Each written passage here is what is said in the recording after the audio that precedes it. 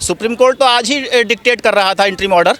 Interim relief जो है supreme court हमें 3 पॉइंट के ऊपर दे रहा है, वो एग्री हो गया है कि ये जो है कानून में कुछ गलत है, ये कॉन्स्टिट्यूशन के भी खिलाफ है और मुसलमानों को ऑप्रेस करने वाला भी है। उसमें 3 पॉइंट जो है वो रेज़ किए और उन्हीं पॉइंट्स को लेकर के इंटरिम ऑर्डर हमें दे रहा था। कौन से 3 पॉइंट्स है सर? जी, पहला 3 पॉइंट ये है कि जो भी लैंड है, चाहे वो रजिस्टर्ड हो वक्फ या फिर वक्फ बाय यूज़र हो, उनको कोर्ट गवर्नमेंट डी नोटिफाई नहीं करेगी।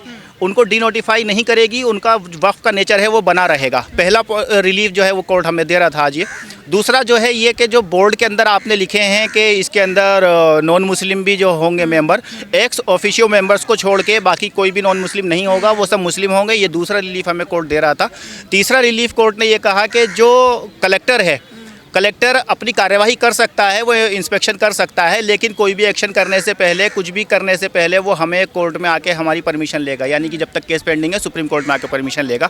तो यही चीज़ मेजर चीज़ें थी जिससे हम लोग परेशान थे, जिसको हमने कोर्ट में मेजरली चैलेंज किया था। और इन तीनों चीज़ों के ऊपर कोर्ट जो है वो एग्री है हमें इंटरिम रिलीफ देने पर भी। तो पूरा कानून रद्द होने की गुंजाइश नहीं है आपकी? नहीं, हमने पूरे कानून को तो हमने चैलेंज भी नहीं किया था। हमने पूरे कानून को नहीं चैलेंज किया था। हमने जो कानून के अंदर जो ऐसी चीज़ें थी जो कॉन्स्टिट्यूशन के खिलाफ थी, जो या ऑप्रेसिव थी नेचर में, हमने सिर्फ उन्हीं चीज़ों को चैलेंज किया था और कोर्ट के सामने हमने सिर्फ उन्हीं चीज़ों को रखा। और कोर्ट जो है पूरे अच्छे तरीके से मैटर को समझता था, इसकी सेंसिटिविटी को समझता था, और कोर्ट ने बहुत ही विजडम जो है वो दिखाई आज। लेकिन बहुत सारे ऐसे लोग हैं जो लगातार ये भी कह रहे थे कि पूरा कानून ही रद्द होना चाहिए, असंवैधानिक है पूरा कानून।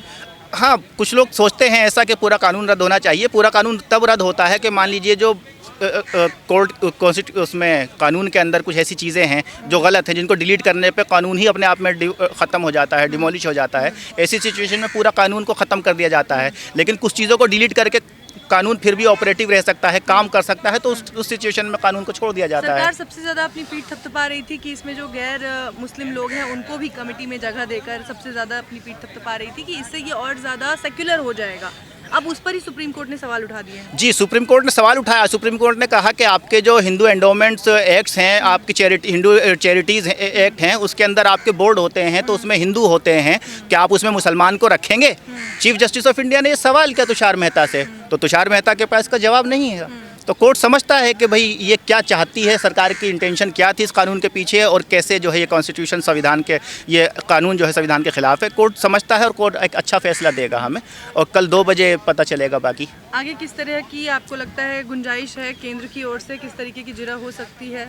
देखिए, वो अपना जो पॉइंट है उसी को सेकुलरिज्म के ऊपर लेकर के आना चाहते हैं कि भाई हमने तो इंक्लूसिविटी के लिए किया है। उस चीज़ को प्रूव कर पाएंगे? नहीं, बात इंक्लूसिविटी की नहीं है, बात मेरी पर्सनल प्रॉपर्टी की है। ये मेरा घर है, मुझे उसमें किसी को नहीं इंक्लूड करना है। मेरा आर्टिकल 25-26 कहता है कि मेरी प्रॉपर्टी को मैं जो चाहे मैनेज करूं। अब मैं आपकी रसोई को मैनेज करूं कि आप अच्छा खाना नहीं पकाते हैं, मैं आके पकाया करूंगा खाना, तो ये अच्छी बात नहीं है ना। अच्छा बुरा जैसा भी करूंगा मैं ही मैनेज करूंगा ना, यही है। तो क्या लगता है कब तक फैसला हो सकता है? कल फिर सुनवाई होनी है? कल सुनवाई होगी, कल इसमें इंटरिम ऑर्डर आ जाएगा और स्टे जो है वो हो जाएगा इसके ऊपर इंशाल्लाह। सर, तकरीबन 3 घंटे सुनवाई हुई, बड़ी अच्छी सुनवाई हुई।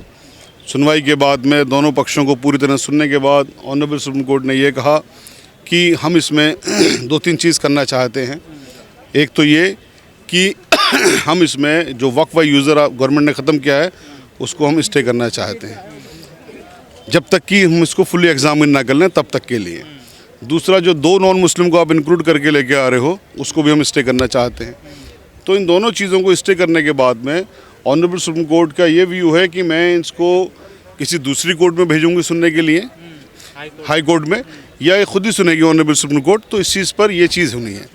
अब इन्होंने ये कहा स्टेट काउंसिल ने कल तक के लिए हमें टाइम दे दीजिए, कल तक के लिए हमें इसको मुलतवी कर दीजिए, क्योंकि ऑनरेबल सुप्रीम कोर्ट का एक साफ सवाल था कि किसी भी हिंदू एंडोमेंट में क्या कोई नॉन मुस्लिम है, क्या कोई अल्पसंख्यक है, क्या कोई मुसलमान है, तो उस पर कोई वो एग्जाम्पल नहीं दे सके, कि कोई ऐसा एग्जाम्पल नहीं बता सके कि हाँ ऐसा हो। तो ऑनरेबल सुप्रीम कोर्ट का जो आज ऑनरेबल सुप्रीम कोर्ट का अपने बात कही है, हालांकि ऑर्डर पास नहीं हुआ है अभी, कल तक के लिए मुलतवी है, लेकिन आज की हियरिंग के आधार पर हमें उम्मीद ये है कि वक्फ बाय यूज़र भी स्टे होगा, और जो 2 नॉन मुस्लिम को इंक्लूड करने की बात है वो भी स्टे होगा, और ये जो अमेंडमेंट हैं सारे के सारे अमेंडमेंट खारिज भी होंगे। उम्मीद है आपको? बिल्कुल 100%, बिल्कुल 100% उम्मीद है, क्योंकि आज जो ऑनरेबल सुप्रीम कोर्ट के अंदर जो गवर्नमेंट की यहाँ पर आर्गूमेंट्स थे वो पूरी तरह से गवर्नमेंट्स के आर्गूमेंट फेल थे। वो किसी भी आर्गूमेंट से ऑनरेबल सुप्रीम कोर्ट कन्विंस नहीं थी। तो सारे आर्गूमेंट्स ऐसे ही थे जिस तरह की टेलीविज़न में बैठ के इनके बहुत सारे तमाम तरह के वितर्क करते हैं, तर्क वितर्क कुतर्क करते हैं, तो कुतर्क वाली चीज़ें थी। तो ऑनरेबल सुप्रीम कोर्ट में हमें लगता नहीं कि इनके आर्गूमेंट चलेंगे। हिंसा को लेकर क्या कहा जो हाँ, ये बहुत इंपॉर्टेंट मैसेज है। मैं आपके माध्यम से सबके लिए कहना चाहता हूँ कि ऑनरेबल सुप्रीम कोर्ट में ये पिटीशन पेंडिंग है। ऑनरेबल सुप्रीम कोर्ट उसको एग्जामिन कर रही है और बहुत अच्छी तरह से एग्जामिन कर रही है और बहुत पॉजिटिव नोट पे एग्जामिन कर रही है। तो पूरे मुल्क के लोगों से मैं कहना चाहता हूँ कि किसी भी तरह से किसी के बहकावे में ना आए। कोई प्रोटेस्ट या हिंसा करने की आपको जब तक ज़रूरत नहीं है, जब तक ऑनरेबल सुप्रीम कोर्ट इसको सुन रही है। इंशाल्लाह कल अच्छे ऑर्डर्स आ जाएंगे, उसके बाद तो वैसे भी ज़रूरत नहीं पड़ेगी। दूसरा पक्ष कह रहा है कि हम चाहेंगे कि स्टे ना मिले। नहीं, दूसरे पक्ष की तो कोशिश ये है। आज तो ऑनरेबल सुप्रीम कोर्ट स्टे कर ही रही थी। उन्होंने कहा जी कल तक का टाइम दे दिए हमें। उन्होंने टलवाने की कोशिश करी। वो 3-4 चीज़ों में उलझाना चाहते हैं, सरकार खींचना चाह रही है। बिल्कुल उलझाना चाहते हैं, करना चाहते हैं, लेकिन ऐसा होगा नहीं इंशाल्लाह। तो क्या सरकार के पास कोई तर्क नहीं? कोई तर्क अगर होता तो सरकार आज डेट मांग के थोड़ी ना मांगती। कोई नोटिस भी जारी किया है केंद्र सरकार को? नोटिस और ये जो स्टे की बात है, दोनों के दोनों कल ये ऑर्डर करेगी ऑनरेबल सुप्रीम कोर्ट। आज ये ऑर्डर कर रहे थे जिसमें स्टेट ने कहा, सरकार ने कहा जी हमें कल तक का टाइम दे दीजिए। कल एक बार और सुन लीजिए हमको आधा घंटा, उसके बाद में ऑर्डर कर लीजिए। तो उम्मीद मानी जाए कि कुछ ना कुछ हो सकता नहीं, ऑनरेबल सुप्रीम कोर्ट ने कहा हम ये ऑर्डर पास करना चाहते हैं। है स्टे का। हाँ, बताया ऑनरेबल सुप्रीम कोर्ट ने, मैं अपने मुँह से नहीं कह रहा हूँ ये दोनों चीज़ें। ऑनरेबल सुप्रीम कोर्ट ने कहा हम ये ऑर्डर पास करना चाहते हैं। उस पर कहा जी हमें कल तक का वक्त दे दीजिए। ठीक है, आप कल तक का वक्त ले लीजिए, कोई बात नहीं। सुनवाई पूरे केस में जारी है। जो मुस्लिम पक्ष के जो वकीलों का कहना था कि सेक्शन 3 में, सेक्शन 9 में, सेक्शन 14 में, सेक्शन 36 में और सेक्शन 83 में जो अमेंडमेंट्स हुए हैं, वो अमेंडमेंट्स उनके फंडामेंटल राइट का हनन करता है। ये मुस्लिम पक्ष का दलील था कानून के हिसाब से। दूसरा उनका कहना है कि जो उनका फंडामेंटल राइट है आर्टिकल 25-26 में, यह जो संशोधित कानून है ये उसका हनन करता है। लेकिन भारत सरकार के तरफ से सॉलिसिटर जनरल और हम लोग जो समर्थक इस संशोधन के हैं, हम लोग के तरफ से जो सीनियर एडवोकेट्स और हम लोगों ने भी अपनी बात रखी कि जो अमेंडमेंट है वो बिल्कुल संविधान सम्मत है। और उसमें के अमेंडमेंट को जब आप देखेंगे, चाहे वो सेक्शन 3 का अमेंडमेंट हो, सेक्शन 9 का अमेंडमेंट हो, सुनवाई पूरे केस में जारी है। जो मुस्लिम पक्ष के जो वकीलों का कहना था कि सेक्शन 3 में, सेक्शन 9 में, सेक्शन 14 में, सेक्शन 36 में और सेक्शन 83 में जो अमेंडमेंट्स हुए हैं, वो अमेंडमेंट्स उनके फंडामेंटल राइट का हनन करता है। ये मुस्लिम पक्ष का दलील था कानून के हिसाब से। दूसरा उनका कहना है कि जो उनका फंडामेंटल राइट है आर्टिकल 25-26 में, यह जो संशोधित कानून है ये उसका हनन करता है।